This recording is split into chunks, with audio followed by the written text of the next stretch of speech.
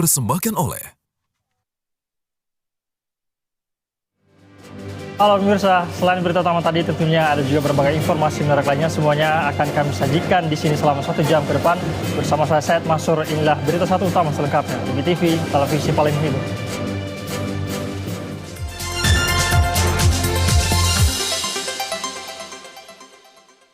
dipersembahkan oleh Kita ke informasi pertama, pemirsa. Presiden Prabowo Subianto menggelar sidang paripurna perdana Kabinet Merah Putih di Istana Kepresiden Jakarta pada sore ini. Seluruh Menteri Kabinet Merah Putih hadir di istana untuk mendengar arahan langsung dari Presiden Prabowo Subianto. Dalam sidang paripurna perdana ini, Presiden Prabowo Subianto menyampaikan bahwa nama Kabinet Merah Putih dipilih sebagai simbol persatuan bangsa dan negara.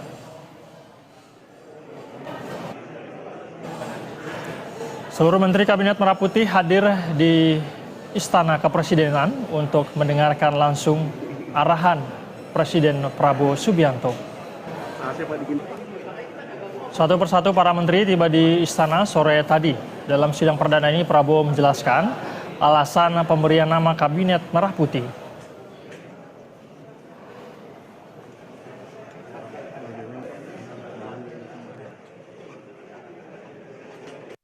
Saya terus-menerus sudah beberapa tahun ini maju ke hadapan rakyat Indonesia, pada semua pemimpin politik, pemimpin masyarakat, pemimpin agama, pemimpin pengusaha. Saya terus-menerus menekankan pentingnya persatuan. Sumber kunci keberhasilan kebangkitan suatu bangsa dalam sejarah manusia berabad-abad, kuncinya adalah bila elitnya bisa kerjasama, bila elitnya bersatu. Pemirsa, sebelum sidang paripurna perdana tadi, sejumlah menteri menyampaikan bahwa sidang paripurna perdana ini akan mendengarkan langsung arahan dari Presiden Prabowo Subianto. Arahan-arahan inilah yang akan menjadi fokus dari para menteri untuk bekerja khususnya dalam 100 hari ke depan. Selain itu, Presiden juga menyampaikan terkait upaya mencapai pemerintah dalam mencapai Indonesia Emas 2045. Nah, kami berharap setelah ada pertemuan di Hambalang, kemudian atau sebelumnya di Kertanegara ya, beliau sudah memberikan arahan, kemudian di Hambalang kita juga mendapatkan arahan dari beliau. Itu juga mungkin pertemuan pribadi ya, dengan beliau sudah memberikan arahan. Nah, berharap pada hari ini kami dapat mendengarkan arahan dari beliau yang lebih komprehensif, sehingga itu menjadi guidance bagi para menteri untuk mengeksekusi secara cepat, tepat apa yang ada dalam visi dan misi beliau. Hari ini kami mengikuti sidang Kabinet Paripurna pertama, Kabinet Merah Putih, yang akan diselenggarakan jam 15.00 hari ini. Dan kita menunggu perintah dan arahan Pak Presiden, Pak Prabowo, tentang langkah-langkah yang akan kita lakukan di Kabinet Merah Putih ini. Topiknya menunggu perintah dan arahan Pak Presiden. Apa saja arahan Presiden Prabowo Subianto dalam sidang paripurna perdana hari ini? Kita langsung menuju Istana Negara. Ada jurnalis BTV Ihsan Ali dan juru kamera Rangga Samudra di sana. Selamat sore, Ihsan. Apa saja arahan Presiden Prabowo kepada menterinya di sidang paripurna perdana sore ini, Ihsan? Ya, selamat sore Said dan pemirsa. Betul sekali, Presiden Prabowo Subianto resmi memimpin sidang Kabinet Paripurna Perdana pada sore ini, dan tadinya dimulai sudah pukul 15 waktu Indonesia Barat, dan sampai saat ini sidang Kabinet Paripurna Perdana masih berlangsung, artinya sudah berjalan selama lebih dari 2 jam lamanya. Seluruh jajaran Kabinet, baik Menteri Koordinator maupun Menteri Teknis ini hadir, dan ada sejumlah arahan yang disampaikan dalam pengantar yang disampaikan oleh Presiden Prabowo Subianto. Mulanya ia menekankan kepada pada hal-hal yang esensial. Misalnya, ia menekankan terkait pentingnya persatuan nasional. Ia menyadari di tengah perbedaan dari kepentingan politik masing-masing menteri ataupun wakil menteri, namun jika membicarakan terkait mengenai bangsa dan negara, ini harus sejalan ataupun sesuai dengan visi misi dari presiden itu sendiri. Lalu ia kemudian dalam pengarahan yang berlangsung selama 30 menit, ia juga menyinggung terkait hal-hal teknis. Prabowo sendiri menyadari terkait betapa rumitnya birokrasi di Indonesia. Bahkan ia menyadari ada gium yang sengaja, bahkan kalau bisa dipersulit, mengapa bisa dipermudah dalam mengurus birokrasi yang ada di Indonesia. Selain itu, ia juga menyinggung terkait beberapa nama menteri yang ia sebutkan, misalnya dari Menteri PPN, Kepala Bappenas, Rahmat Pambudi, bahwa harus ditekankan terkait dari peningkatan perekonomian dan pastikan kementerian dan lembaga ini program kerjanya bisa terukur dan saling bersinergi. Dan ini juga di belakang saya tengah berlangsung persiapan dari para menteri yang usai ataupun hampir selesai untuk tadi mengikuti sidang kabinet paripurna yang dipimpin oleh Presiden Prabowo Subianto. Selain itu, Presiden Prabowo juga tadi menekankan harus dan akan menggenjot swasembada pangan, yang mana ini akan menjadi prioritas dasar bagi perekonomian maupun kesempatan dari Indonesia untuk swasembada pangan ke depannya, karena ia menyadari di tengah situasi global yang tidak menentu dan ada perang di beberapa negara atau sejumlah kawasan, ini akan mengkhawatirkan dalam hal kondisi pangan yang ada di Indonesia. Ia pun juga tadi sempat menyinggung program unggulannya yang ia tekankan pada masa kampanye, yakni makan bergizi gratis atau MBG. Ini ia akan optimistis bahwa bergerak cepat dan tepat sasaran. Tapi ia juga menekankan kepada jajaran kementeriannya ini jangan terlalu takut ataupun terburu-buru, bahwa ia yakin program makan bergizi gratis ini nantinya bisa diselesaikan atau bisa berjalan dengan maksimal. Bahkan ia menyebut apabila jajarannya ini tidak setuju dengan adanya program makan bergizi gratis, ia mempersilahkan untuk jajaran menteri ini mengundurkan diri atau keluar dari kabinet Merah Putih yang dipimpin oleh Presiden Prabowo Subianto. Said. Baik, ada banyak hal yang disampaikan ya, salah satunya adalah program kerja yang harus terukur begitu ya. Terima kasih atas laporan dan informasinya Ihsan Ali dari Istana Negara Jakarta. Selamat bertugas kembali. Pemirsa, salah satu yang menjadi sorotan adalah sistem penerimaan peserta didik baru atau PPDB jalur zonasi di era Menteri Nadiem Makarim. Pasalnya, kebijakan ini merugikan calon peserta didik. Pernyataan Menteri Pendidikan Dasar dan Menengah Abdul Mukti yang akan mengkaji kebijakan ini seolah menjadi angin segar bagi masyarakat.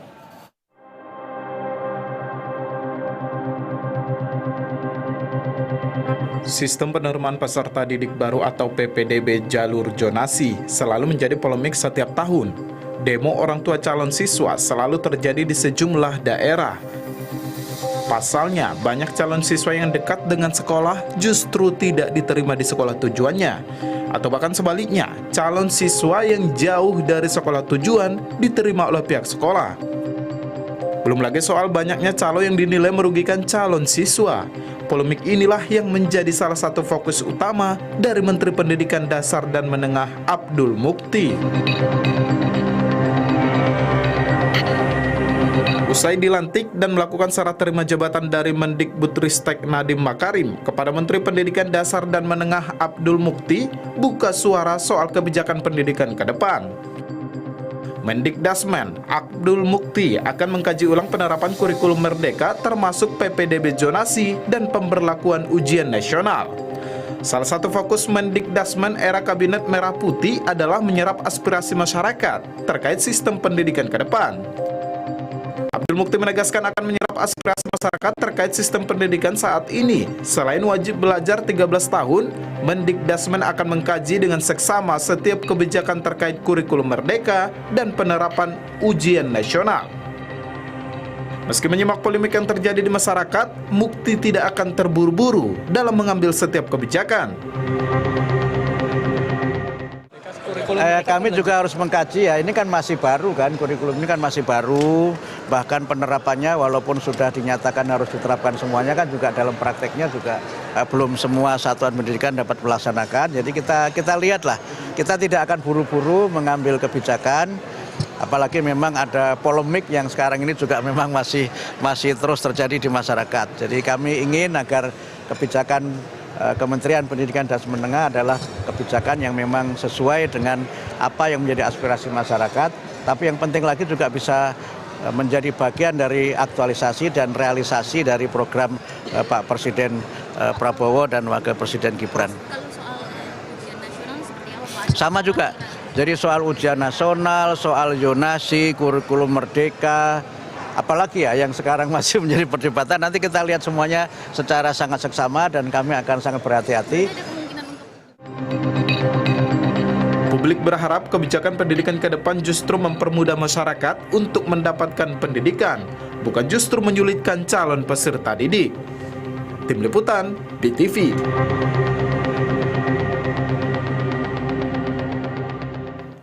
Lalu apa kata warga soal rencana Mendikdasmen Abdul Muti mengkaji ulang kebijakan kurikulum merdeka khusus PPDB, jalur zonasi dan penerapan ujian nasional?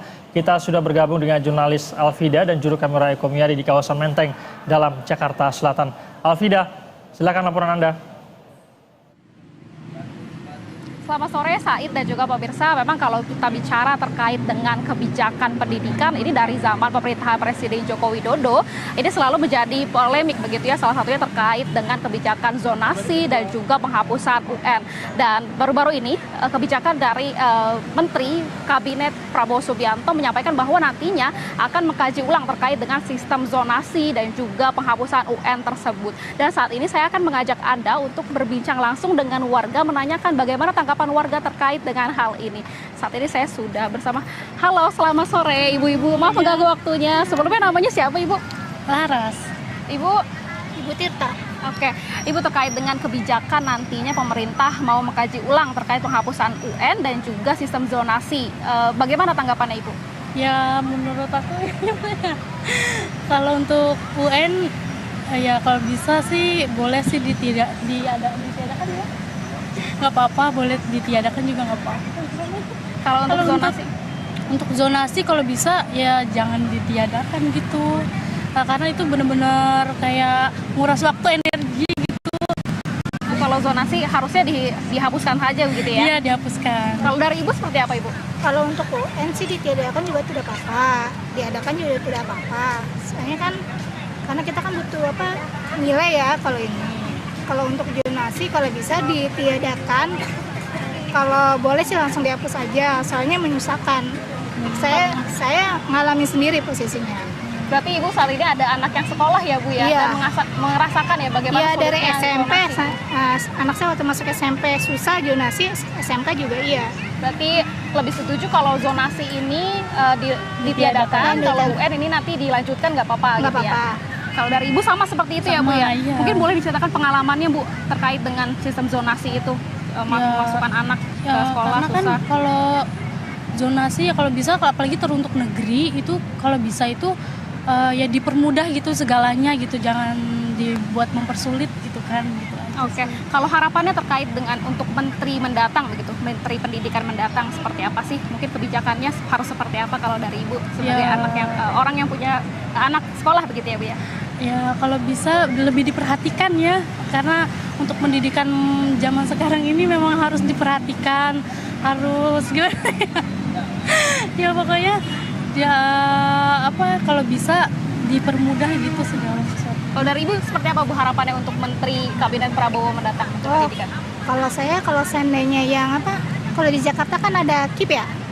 Kalau untuk di daerah Jawa Barat kayak Bekasi, Depok, kalau bisa disamakan gitu kayak di Jakarta. Jadi kita merasakan gitu. Soalnya untuk yang di daerah Bekasi, Depok, Bogor masih sistemnya masih dibagi-bagi kan.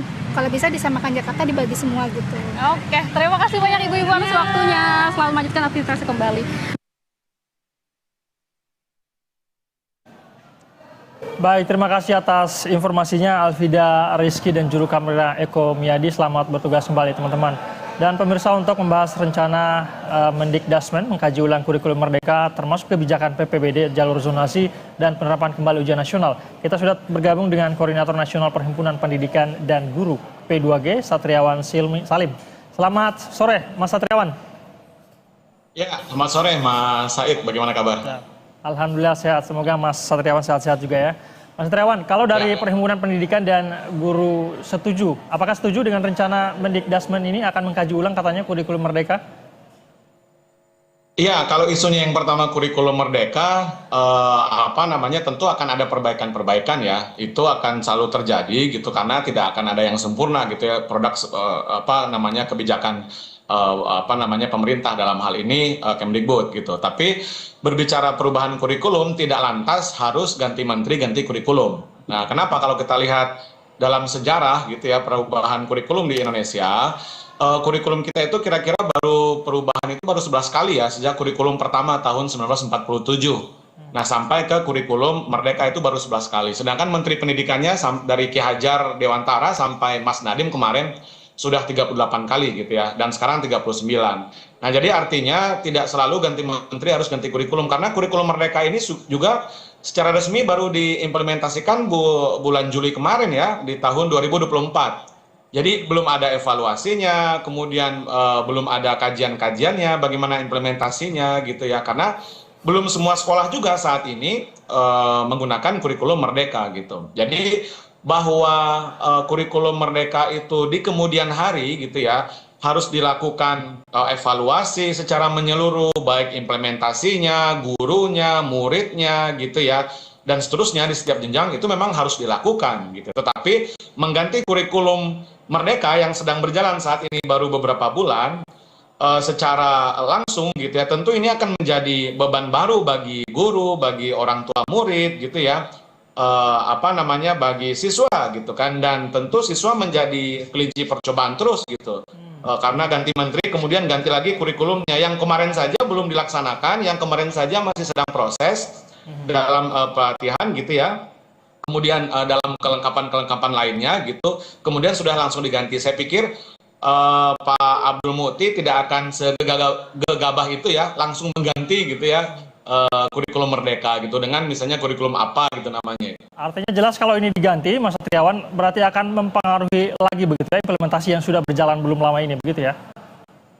Oh, betul sekali gitu, dan akan menjadi beban ya bagi anak ya, anak akan jadi kelinci percobaan terus ya, orang tua harus ada perubahan kebijakan lagi, mereka harus beradaptasi lagi, guru-guru yang menjadi kunci gitu ya.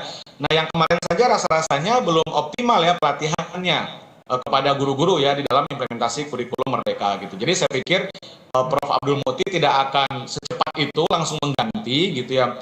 Nah, tetapi memang kurikulum itu apapun namanya ya, mereknya pasti akan ada evaluasi secara berkala. Misalnya gitu ya, bisa dilakukan tahun depan kita evaluasi kurikulum merdeka. Kekurangannya di mana? Apakah aspek implementasinya? Apakah pada aspek misalnya struktur kurikulumnya? Pada aspek proyek penguatan profil pelajar Pancasilanya misalnya di level PAUD-nya seperti apa, SD seperti apa, SMA seperti apa gitu kan, dan seterusnya, termasuk buku ya, buku teks gitu. Nah, jadi saya pikir setiap kurikulum pasti akan ada evaluasi secara berkala, Mas Said gitu ya, tetapi bukan berarti harus mengganti secara radikal ya kurikulumnya gitu. Ini akan menjadi masalah baru justru gitu ya. Harusnya ini dilakukan secara perlahan-lahan, karena Pak Abdul Muti juga tadi mengatakan masih akan melakukan pengkajian begitu, Mas Satriawan. Mas Satriawan, ini yang paling menjadi harus dilakukan. Ya. Ini yang paling menjadi sorotan juga adalah soal PPDB zonasi ini, Mas. Banyak yang menilai kebijakan ini perlu dihapus katanya. Apakah Anda setuju dengan wacana ini? Ya, kami dari P2G sudah dari awal ya mengadvokasi isu PPDB ini ya, PPDB zonasi sejak tahun 2017 PPDB zonasi sampai hari ini gitu ya 2024, ternyata masalahnya masih relatif sama. Yang itu aja. Nah, kalau kita kaji lebih dalam ya, kami juga rutin memberikan laporan ya, rilis gitu ya, bahwa persoalan PPDB zonasi ini satu ya, karena faktor tidak meratanya sebaran sekolah-sekolah negeri di seluruh wilayah Indonesia. Itu yang pertama. Nah, kemudian yang kedua adalah sudahlah tidak merata sebaran sekolah negeri di Indonesia gitu ya. Misalnya ya di Jakarta gitu, anak-anak ini, orang tua ini ingin masuk sekolah negeri tertentu. Tetapi mereka tidak bisa semua kan diserap karena terbatasnya bangku, terbatasnya sekolah negeri gitu. Sehingga terpaksalah mereka ya bersekolah ke sekolah swasta. Ini tipologi masalah PPDB zonasi di Jakarta, di Surabaya. Tapi kalau di daerah, lain lagi Mas. Di daerah persoalan zonasinya adalah justru sekolah-sekolah SD negeri, SMP negeri kekurangan murid. Kabupaten Semarang, kemudian Kabupaten Pasuruan, hampir merata ya. Mereka kekurangan murid ya. Kenapa? Karena jumlah calon peserta didiknya sedikit misalnya. Atau permasalahannya adalah jarak antara rumah siswa dengan sekolah itu jauh, aksesnya susah, transportasinya sulit gitu ya. Nah, orang tua butuh ongkos sehingga orang tua lebih memilih menyekolahkan anaknya di sekolah swasta yang dekat dengan rumahnya.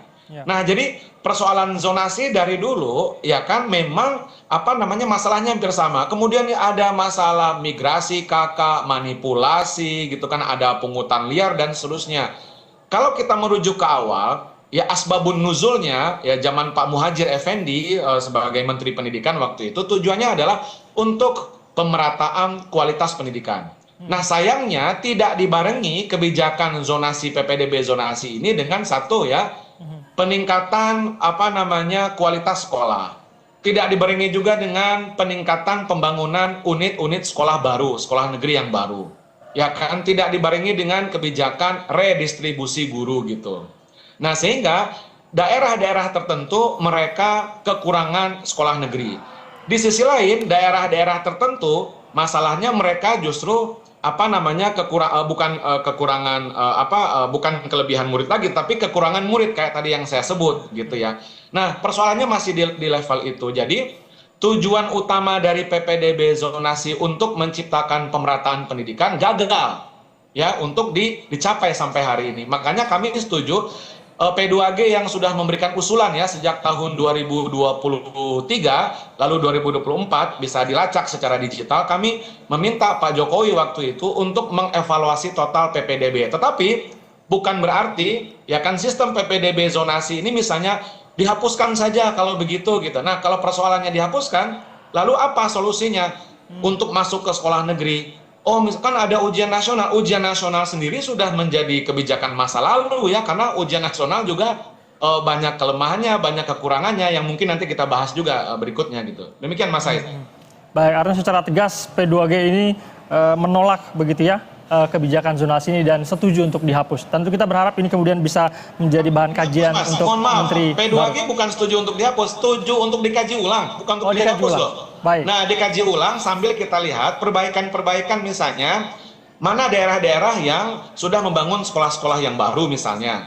Kemudian mana sekolah-sekolah itu yang dilakukan regrouping misalnya karena mereka kekurangan murid tadi ya seperti yang di daerah tadi kami katakan. Makanya harus ada evaluasi total. Bukan berarti harus dihapus gitu loh. Karena sekali lagi saya katakan bahwa tujuan awal zonasi itu sangat baik, mendekatkan anak dari rumah ke sekolah. Kemudian meningkatkan kualitas pendidikan, meningkatkan pemerataan pendidikan. Tapi kenyataannya PPDB ini tidak dibarengi dengan kebijakan yang lain yang tadi saya katakan, membangun sekolah baru, ya kan, kemudian mendekatkan rumah ke sekolah ke rumah anak gitu kan dan seterusnya, tidak berintegritas dan seterusnya. Itu maksud kami. Jadi kami justru setuju untuk dievaluasi total, tetapi bukan untuk dihapus. Kita harus mencari pola yang berkeadilan gitu. Baik. Intinya ini perlu dikaji kembali begitu ya oleh Menteri baru kita Pak Abdul Mukti. Terima kasih Mas Satriwan Salim sudah bergabung bersama kami di Berita Satu Utama. Salam sehat Pak. Siap.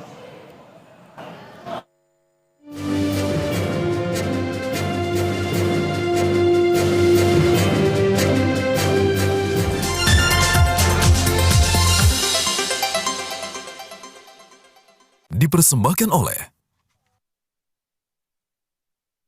Hey guys, hari ini kita bikin apa ya? Kue mangkok aja gimana? Telepon aja. Onde-onde dong. Tenang, dengan Rose Brand semua pasti bisa. Zaman dan budaya boleh saja berubah, tapi tradisi harus tetap dijaga. Untuk rasa yang otentik dan benar-benar enak, cuma tepung beras dan tepung ketan Rose Brand yang jadi andalan keluarga. Andalan anak muda juga dong. Rahasia sukses pasti pakai Rose Brand. Tepung beras Rose Brand.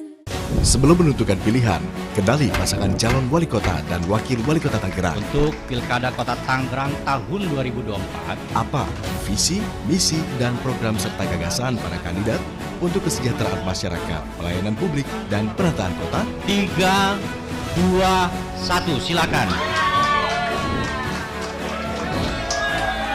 Saksikan debat calon wali kota dan wakil wali kota Tangerang 2024, Rabu 23 Oktober, pukul 7 malam, hanya di BTV dipersembahkan oleh KPU Kota Tangerang. Bawang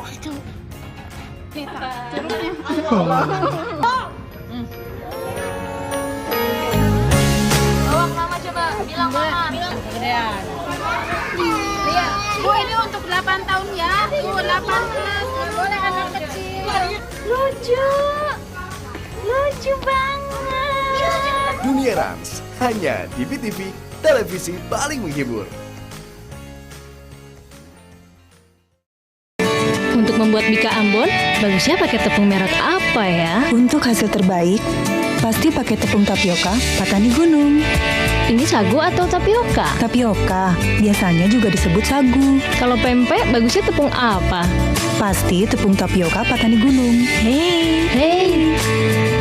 Saya juga biasa pakai tepung tapioka Patani Gunung untuk membuat bakso, siomay, dan jenis makanan lainnya. Pasti tepung tapioka Patani Gunung.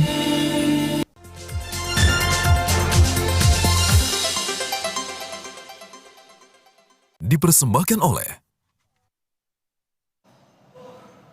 Terima kasih, masih bersama kami pemirsa. Wakil Presiden Gibran Raka Buming Raka bersama PJ Gubernur DKI Jakarta Teguh Setiabudi membagikan makan bergizi gratis di SMP Negeri 270 Jakarta Utara. Diketahui kunjungan ini merupakan kali ketiga yang dilakukan oleh Gibran setelah dilantik sebagai Wapres. Sebelumnya SMA Negeri 70 Jakarta Selatan dan SDN 3 Menteng Jakarta Pusat.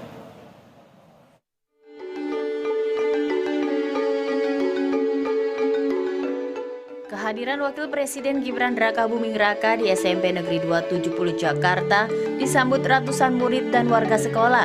Sama seperti kunjungan Gibran sebelumnya, Gibran membagikan makan siang bergizi gratis. Gibran membagikan sebanyak 700 kotak nasi berisi lauk pauk dengan kisaran harga Rp23.000 untuk satu kotak makan siang. Gibran langsung memasuki salah satu kelas dan membagikan satu persatu kotak makan siang kepada para murid. Menu yang disajikan pun beragam, terdiri dari nasi putih, ayam teriyaki, sayur capcay, perkedel, buah jeruk, dan susu UHT. Saat membagikan kotak makan, Gibran juga berbincang langsung dengan para murid. Ya, hampir sama seperti kemarin kita melakukan uji coba makan bergizi gratis dengan Pak PJ Gubernur Jakarta. Kemarin di SDN 03 Menteng. Ini di SMP 270. Ya, kita lihat tadi di beberapa kelas antusiasme para siswa-siswi luar biasa sekali. Di sela-sela sambutannya, Gibran juga menanyakan langsung kepada murid terkait makan siang bergizi gratis di sekolah-sekolah. Suka nggak tadi sama menunya? Suka. Suka.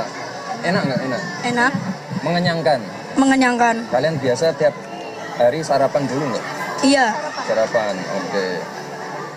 Pengen nggak ini tiap hari? Pengen sih. Pengen. Pembagian makan bergizi gratis ke sejumlah sekolah akan terus dilakukan. Menurut keterangan PJ Gubernur DKI Jakarta Teguh Setiabudi, sementara ini penyediaan makanan bergizi bekerja sama dengan badan usaha milik daerah. Agnes Valentina, Ade Suherman, Jakarta. Sementara itu pemirsa, di kesempatan yang sama, Wapres Gibran Raka Buming Raka juga mengungkapkan kegiatan membagikan makan siang bergizi gratis merupakan program yang sebelumnya telah diusung oleh Presiden Prabowo Subianto. Gibran juga mengatakan akan meninjau sejumlah tempat dalam beberapa hari ke depan. Di sela-sela kunjungannya ke SMP Negeri 270 Jakarta Utara, Gibran mengungkapkan rancangan kerja Wakil Presiden. Usai membagikan makan siang bergizi gratis untuk ratusan murid di sana, Gibran mengatakan bahwa dirinya sudah berbagi tugas dengan Presiden Prabowo Subianto. Selain memantau pembagian makan siang bergizi gratis, Gibran juga memiliki tugas untuk memastikan pembangunan PSN atau proyek strategi nasional berjalan sesuai rencana.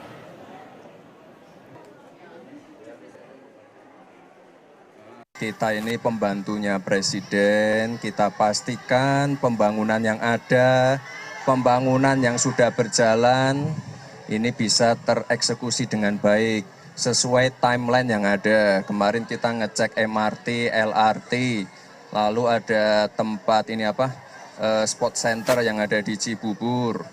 Nanti kita akan cek tempat-tempat lain juga. Yang jelas kita pastikan lokasi-lokasi ini terutama yang proyek strategis nasional ini bisa berjalan dengan baik sebelum diresmikan oleh Pak Presiden. Pemirsa, Menteri Pertanian Andi Amran Sulaiman memastikan akan mewujudkan Indonesia berdaulat pangan sesuai program Prabowo Gibran yang memfokuskan pada swasembada pangan. Untuk mewujudkan swasembada pangan tersebut, Kementan telah melakukan solusi cepat menuju swasembada dan memitigasi defisit pangan dengan cara optimalisasi lahan. Strategi tersebut telah menghasilkan kenaikan produksi beras senilai 13 triliun rupiah hanya dari refocusing anggaran sebesar 1,7 triliun rupiah yang digunakan untuk membeli benih petani. Selain itu, Kementan akan melakukan ekstensifikasi dengan mencetak lahan sawah hingga 3 juta hektar untuk mengurangi defisit beras di dalam negeri.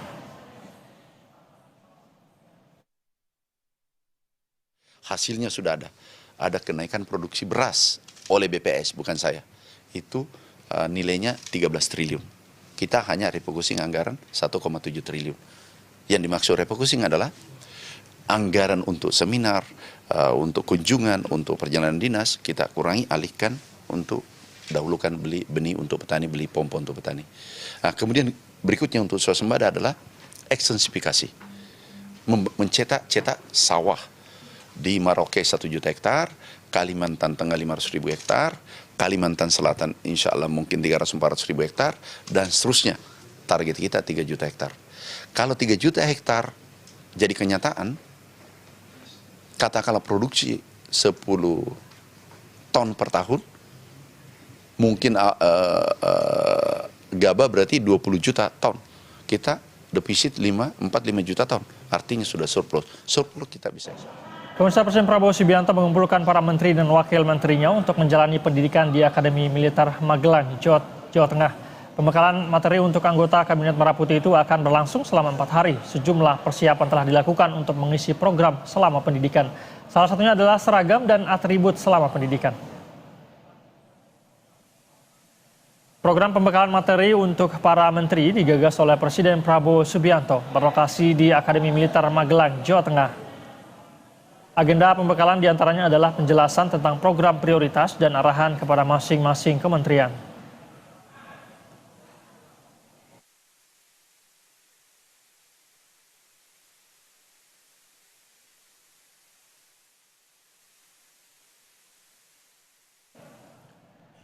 Berikutnya, pemirsa, Komisi Pemilihan Umum Kota Tangerang menggelar debat perdana bagi calon wali kota dan calon wakil wali kota Tangerang pada malam nanti.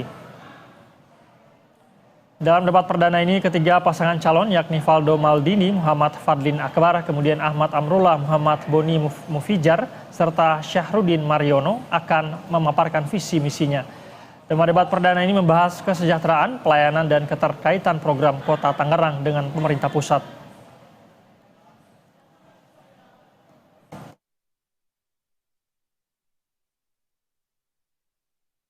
Dan untuk mengetahui bagaimana persiapan dan kondisi jelang debat perdana pemilihan wali kota Tangerang, sudah ada rekan kami Anissa Fauzia dan juru kamera Rahmat Aminuddin. Selamat sore, Anissa. Bagaimana kondisi terkini di lokasi debat perdana Pilwal Kota Tangerang yang akan digelar malam nanti, Anissa? Selamat sore, Said. Sejauh ini persiapan terus dirampungkan karena memang ini sudah hampir rampung 100% ya, dan memang kita juga menantikan bagaimana kemudian kalau untuk kedatangan dari para pimpinan ketua KPU begitu ya, baik dari jajaran KPU ini sebenarnya sudah tiba di sini sejak sore tadi, dan coba ya kita akan segera langsung menanyakan kepada ketua KPU Kori Ayatullah begitu bagaimana sebetulnya persiapan daripada debat perdana Kota Tangerang begitu seperti apa. Langsung saja kita tanyakan. Halo, selamat sore Pak Kori. Ya. Pak Kori, terkait dengan persiapan sebetulnya pada sore hari ini nanti malam akan digelar debat perdana untuk calon wali kota Tangerang maupun calon wakil wali kota Tangerang. Ini sebetulnya tema apa yang diangkat dan kemudian untuk persiapannya sejauh ini seperti apa? Ya, untuk tema yang pertama adalah peningkatan kesejahteraan publik, pelayanan publik, dan kualitas pembangunan di Kota Tangerang. Alhamdulillah persiapan sampai sejauh hari ini kita sudah 90%, tinggal nanti 10% pada saat hari H ya, malam nanti, gitu kira-kira. Nah, kalau untuk dari 3 tema utama, ini sesuai dengan kebutuhan masyarakat Tangerang atau seperti apa? Sebetulnya apa sih landasan untuk memilih tema utama dengan 3 topik tersebut? Sebetulnya apa? Ya, dengan 3 topik tersebut tentu kita kan memilih panelis ya. Dari 5 panelis ini adalah para dosen dan di Kota Tangerang. Nah, mereka melihat kondisi di Kota Tangerang dan muncullah dengan tema besar ini, lalu nanti pertanyaan-pertanyaan juga berhubungan dengan persoalan-persoalan yang ada di Kota Tangerang di 3 poin tersebut, gitu kira-kira. Kalau dari tadi sempat disebutkan sudah ada 5 panelis, sejauh ini panelis berlatar belakang seperti apa dan dari mana saja ini? Ya, kalau 5 panelis ini 4 orang dari akademisi, dosen dari 3 dari kampus lokal di Kota Tangerang, 1 kampus di Jakarta, lalu tokoh agama dan tokoh masyarakat 1 orang kita pakai di Kota Tangerang. Oke, menurut Anda ini juga sudah mewakili bagaimana kemudian untuk kebutuhan daripada masyarakat Kota Tangerang begitu? Betul ya, kelima panelis ini sudah mewakili kebutuhan pertanyaan atau problem yang ada di masyarakat Kota Tangerang. Kemudian untuk mekanismenya, nanti kan kita juga menanti-nanti ya, tentunya bakal ada dari para pendukung nih. Sebetulnya seperti apa? Apakah sudah ada pembatasan juga atau berapa sih jumlah yang diharuskan dari para pendukung masing-masing pasangan calon? Ya, kita diskusi untuk masing-masing pasangan calon itu masuk ke dalam membawa pendukungnya 50. Kalau 3 pasangan calon berarti 150 selebihnya, dan memang di area dijaga ketat untuk yang masuk itu menggunakan ID card. Baik itu paslon, baik itu tamu undangan maupun nanti dari masing-masing pendukung itu kita berikan ID card. Jadi yang tidak menggunakan ID card tidak bisa masuk. Begitu kira-kira. Yang tidak menggunakan ID card mungkin saja nanti akan ada para pendukung lainnya yang tidak kebagian ID card, begitu mereka diminta untuk menunggu di luar atau seperti apa? Ya, bisa di arena sekitar hotel, tempat acara, bisa juga disaksikan lewat YouTube atau lewat televisi yang ada di arena, gitu kira-kira. Nah, terakhir mungkin dari penyelenggaranya debat perdana ini, sebetulnya apa harapan dari KPU sendiri? Harapan yang pertama tentu kita ingin masyarakat Kota Tangerang nanti melihat para calon wali kota dan wakil wali kota hingga mereka tergugah untuk datang ke TPS pada tanggal 27 November 2024. Begitu kira-kira. Oke, baik. Terima kasih banyak atas waktunya Pak Kori. Selamat sore. Ya, itulah dia Syahid, bagaimana kemudian tadi yang sudah disampaikan dari mulai persiapan dan juga tentunya harapan serta substansial daripada tema debat pada malam hari ini yang nanti akan digelar pada pukul 19.00 waktu Indonesia Barat. Syahid kembali ke studio. Baik, nampaknya secara umum sudah siap begitu ya. Terima kasih Anissa Fauzia dan juru kamera Rahmat Amiduddin atas laporan langsung Anda dari Gedung Bidakara, Jakarta. Selamat bertugas kembali teman-teman.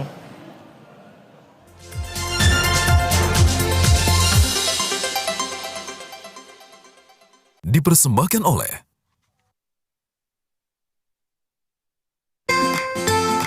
Aha! Ayo, tepung tapioka rose brand bisa bikin apa aja? Bisa macam-macam. Empek-empek kesukaan papa. Bakso kesukaan adek. Bisa bikin siomay, batagor, kue lapis, bika ambon, dan banyak lagi. Yang warna-warni? Cenil, Dek. Yang terbaik Pasti tepung tapioka rose brand. Kamu hari ini adalah Narji. Waktu 2 tahun sebelum Mama berpulang, Mama ngasih kado gue kursi kayu, di mana Mama biasanya ngasih kado tuh topi, baju, sepatu buat gue pakai syuting. Mama ngomong gitu, lihat aja nanti. Trik dong, ini trik, bukan dong.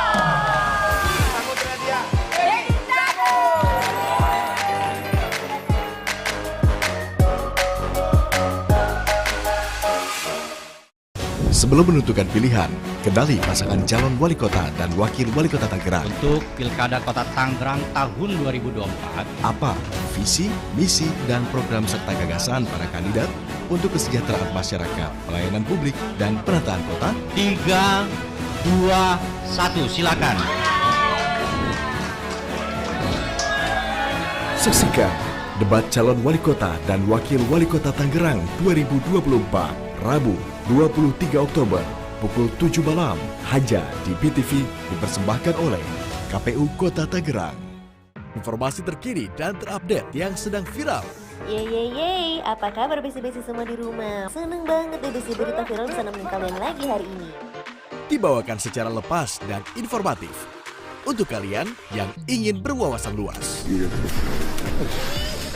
Ikuti berita viral.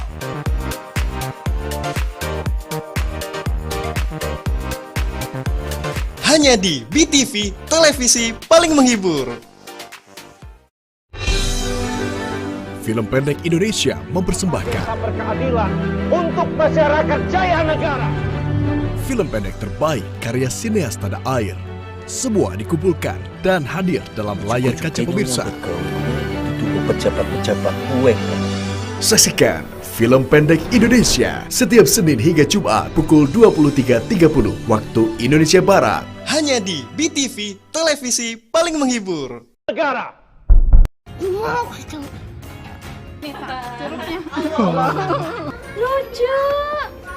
Lucu banget. Dunia Rans hanya di BTV, televisi paling menghibur.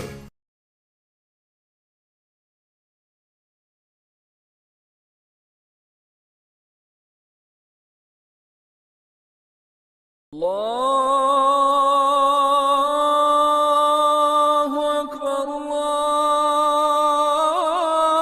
Allahu Akbar, Allahu Akbar, Allahu Akbar. Ashhadu an la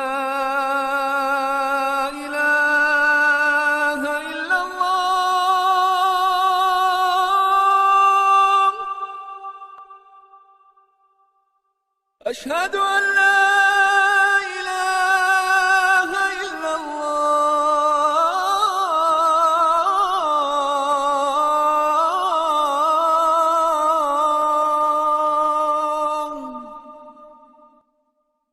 أشهد أن محمدا رسول الله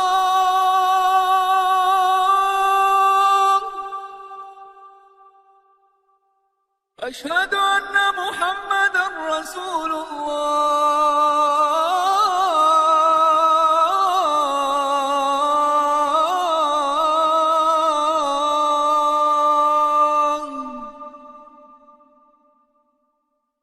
حي على الصلاة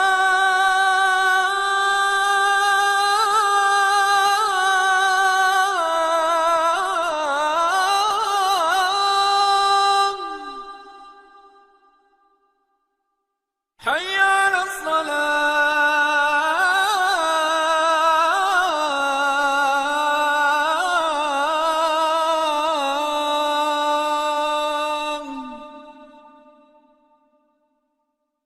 حي على الفلاح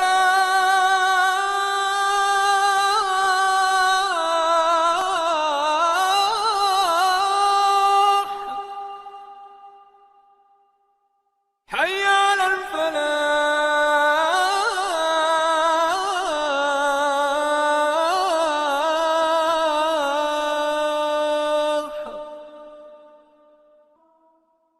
الله أكبر الله أكبر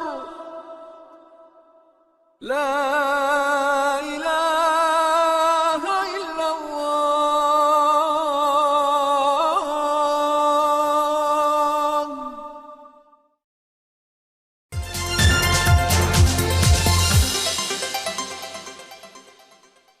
Dipersembahkan oleh Terima kasih Anda masih bersama kami pemirsa. Presiden Prabowo Subianto menggelar sidang paripurna perdana Kabinet Merah Putih di Istana Kepresidenan Jakarta sore ini. Seluruh Menteri Kabinet Merah Putih hadir di istana untuk mendengar arahan langsung dari Presiden Prabowo Subianto. Dalam sidang paripurna perdana ini, Presiden Prabowo Subianto menyampaikan bahwa nama Kabinet Merah Putih dipilih sebagai simbol persatuan bangsa dan negara. Seluruh Menteri Kabinet Merah Putih hadir di Istana Kepresidenan untuk mendengarkan langsung arahan Presiden Prabowo Subianto. Satu persatu para menteri tiba di istana sore tadi. Dalam sidang perdana ini, Prabowo menjelaskan alasan pemberian nama Kabinet Merah Putih.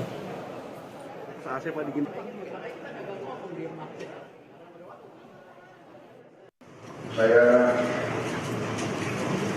terus-menerus sudah beberapa tahun ini maju ke hadapan rakyat Indonesia, pada semua pemimpin politik, pemimpin masyarakat,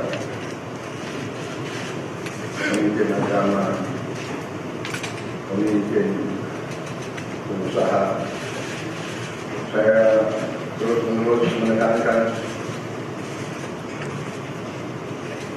pentingnya persatuan. Presiden Prabowo Subianto mengumpulkan para menteri dan wakil menterinya untuk menjalani pendidikan di Akademi Militer Magelang, Jawa Tengah. Pembekalan materi untuk anggota Kabinet Merah Putih itu akan berlangsung selama 4 hari. Sejumlah persiapan telah dilakukan untuk mengisi program selama pendidikan. Salah satunya adalah seragam dan atribut selama pendidikan.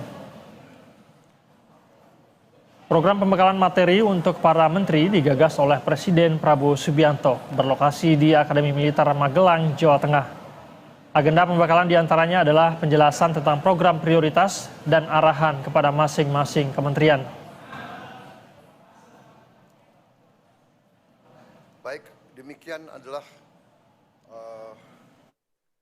Sementara itu, Menteri Kehutanan Raja Juli Antoni mengatakan sejumlah persiapan sudah dilakukan, termasuk apa saja perlengkapan yang harus dibawa ke Magelang. Raja Juli mengatakan para menteri telah diberikan seragam untuk nanti digunakan pada saat acara.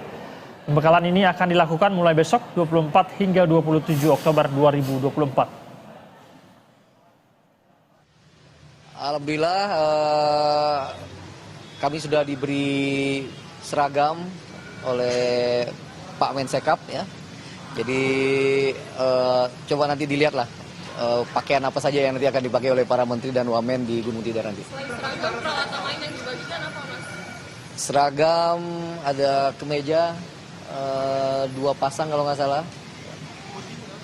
putih dan ada kaki, warna kaki. Kemudian ada sepatu, ada kaos olahraga dan ada topi juga. Pemirsa, agenda pembekalan Menteri Kabinet Merah Putih akan digelar dalam beberapa hari ke depan. Lantas seperti apa persiapan yang sudah dilakukan? Sudah ada rekan kami Calvin dan juru kamera Kowel Joseph yang sudah berada di Magelang, Jawa Tengah. Selamat petang Calvin, apa saja persiapan di sana?